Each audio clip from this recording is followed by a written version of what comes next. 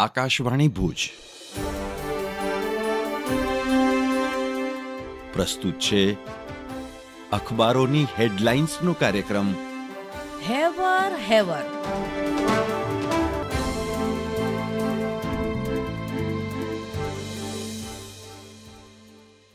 નમસ્કાર, હું ધર્મેન્દ્ર જોશી.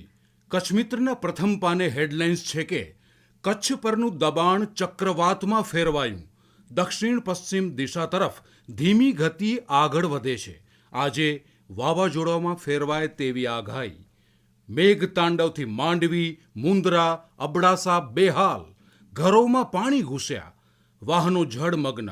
અંજાર 3, ગાંધીધામ 2, લખપત 2, ભુજ 1.5, ભચાઉ 1.5, નખત્રાણા 1.5 અને રાપરમાં 1 ઇંચ. ખેતી અને રસ્તાને વ્યાપક નુકસાની, અનેક માર્ગ અવરોધાયા. કચ્છની સ્થિતિ અંગે મુખ્યમંત્રી ચિંતિત. કલેક્ટરથી વાત કરી.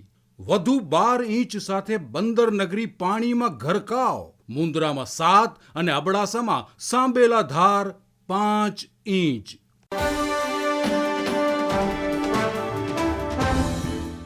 હું ચિત્રા ચૌધરી.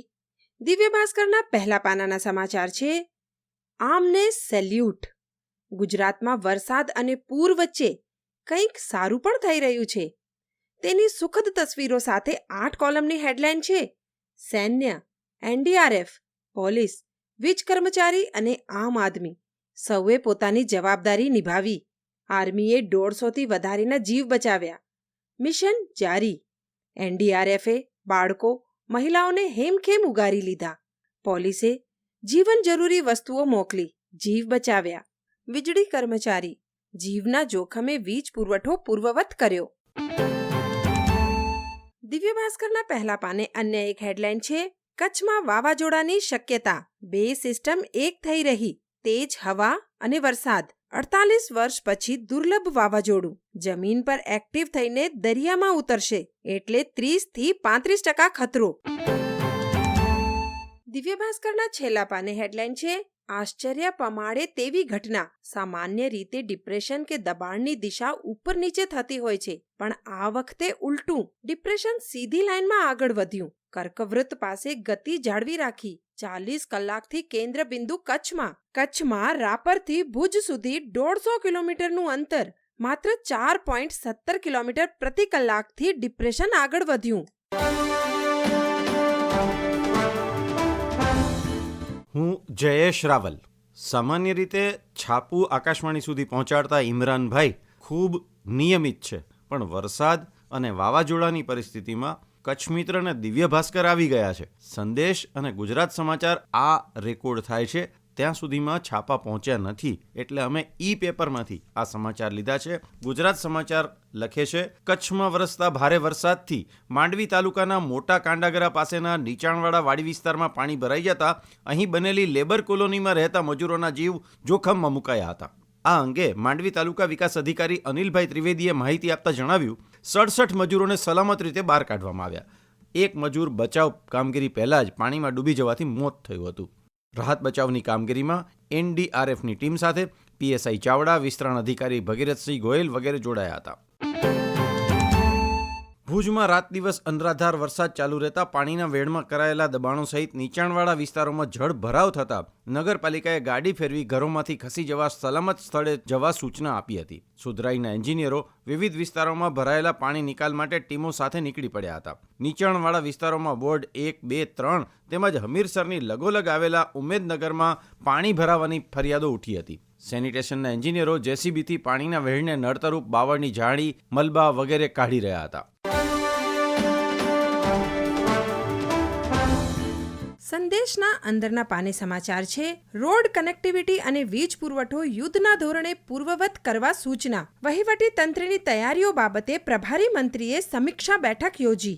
નાગરિકોને કોઈ મુશ્કેલી પડે નહીં તેવું આયોજન કરવા સંબંધિત અધિકારીઓને તાકીદ કરાઈ. સંદેશના અંદરના પાને સમાચાર છે. સામખિયાળી માળિયા નેશનલ હાઈવે પર અંતે વાહન વ્યવહાર પૂર્વવત થયો. મચ્છુ ડેમના દરવાજા ખોલતા 2 દિવસથી નેશનલ હાઈવે ઠપ થયો હતો. યુદ્ધના ધોરણે હાઈવે સમારકામ ચકાસણી બાદ વાહનોની અવરજવરથી ધમધમ્યો. અંદરના પાને સામખિયાળીના વધુ એક સમાચારમાં પવન સાથે વરસાદથી સામખિયાળી ટોલ પ્લાઝાના શેડને વ્યાપક નુકસાન. શેડને નુકસાન થતા ટોલ પ્લાઝાની 3 લાઇન બંધ કરાઈ. ટૂંક સમયમાં રિપેરિંગ કામ કરીને 3 લાઇનને ફરીથી શરૂ કરાશે. હું નીરજ મચ્છર. ગુજરાત ફર્સ્ટના સમાચાર. જય શાહની આઈસીસીના નવા ચેરમેન તરીકે બિનહરીફ પસંદગી. વર્લ્ડ ક્રિકેટમાં ભારતનો દબદબો. જય શાહ હવે ગ્રેગ બાર્કલેનું સ્થાન લેશે. જય શાહ આઈસીસી ચેરમેન પદ માટે અરજી કરનારા એકમાત્ર વ્યક્તિ હતા. તેવામાં ચૂંટણીનો કોઈ સવાલ જ નહોતો. તેઓ બિનહરીફ રીતે આઈસીસીના નવા ચેરમેન બન્યા છે. તેઓ ઇન્ટરનેશનલ ક્રિકેટ કાઉન્સિલના નવા અધ્યક્ષ બન્યા છે અને તેમનો કાર્યકાળ 1 ડિસેમ્બર 2024થી શરૂ થશે. ભારતીય ક્રિકેટને ઊંચાઈ પર લઈ ગયા બાદ બીસીસીઆઈ સેક્રેટરી જય શાહ નવી ઇનિંગ માટે તૈયાર છે અને ફરી એકવાર ભારતીયો વિશ્વ ક્રિકેટ પર રાજ કરશે. જય શાહ ઓક્ટોબર 2019થી બીસીસીઆઈના સેક્રેટરી અને જાન્યુઆરી 2001થી એશિયન ક્રિકેટ કાઉન્સિલના પ્રમુખ તરીકે કામ કરી રહ્યા છે. ક્રિકેટ ફોર્મેટના વિવિધ પડકારો અંગે તેમણે કહ્યું, આપણે એવા નિર્ણાયક તબક્કે ઊભા છીએ જ્યાં બહુવિધ ફોર્મેટમાં સંતુલન રાખવું, ક્રિકેટને વૈશ્વિક સ્તરે પ્રોત્સાહન આપવું અને આંતરરાષ્ટ્રીય બજારમાં તેને મોટા ભાગે સફળ બનાવવું મહત્વપૂર્ણ છે. અમારો ઉદ્દેશ્ય ક્રિકેટને પહેલા કરતાં વધુ વ્યાપક અને લોકપ્રિય બનાવવાનો છે.